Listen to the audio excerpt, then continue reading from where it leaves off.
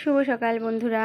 সকাল সকাল একটু পুজো দিলাম। আজ তো বুদ্ধ পূর্ণিমা, তো একটু জল মিষ্টি দিলাম এই আর কি। এই সবে পুজো করে উঠলাম। দেখো কি সুন্দর একটা সবুজ মিষ্টি, দারুণ লাগছে।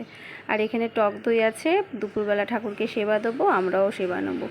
আর মনটা তো এমনিতেই ভারাক্রান্ত হয়ে যায় মায়ের জন্য। মায়ের ছবি দেখি আর মন আর ভালো লাগে না। প্রত্যেকটা অকেশন হলেই মায়ের কথা মনে পড়ে যায়।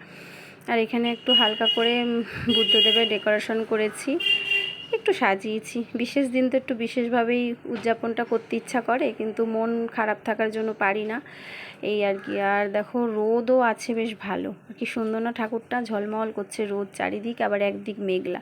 তো এসছিলাম কিছু জামা কাপড় রোদে দিতে, তাই তোমাদের সাথে একটু আকাশটাও শেয়ার করে নিলাম। আর এই দেখো আমার জানলাটা দেখা যাচ্ছে, এখানেই ডেকোরেশনটা করেছি আমি। সেটা ঘরের সামনে দিয়ে দেখলে বেশি ভালো লাগে, যেখানে বুদ্ধটা দিয়ে মানে বসিয়েছি। আর পুজো পাঠ তো হয়েই গেছে, তোমাদের সাথে একটু দর্শন করিয়ে নিলাম ঠাকুর দেবতা এই আর কি। আবার রান্নাবান্নার পাট আছে। আর দেখো কি সুন্দর গাছ হয়েছে, যা পাই বসিয়ে দিই, তাই জল ঢালি হয়ে যায়। চলো আর বেশি কথা বলবো না। তোমাদের সাথে বুদ্ধদেব দিয়ে ঠাকুর দিয়ে শুরু করেছি বলে আবার একটু আসলাম ঠাকুরটাকে তোমাদেরকে আবার শেয়ার করার জন্য।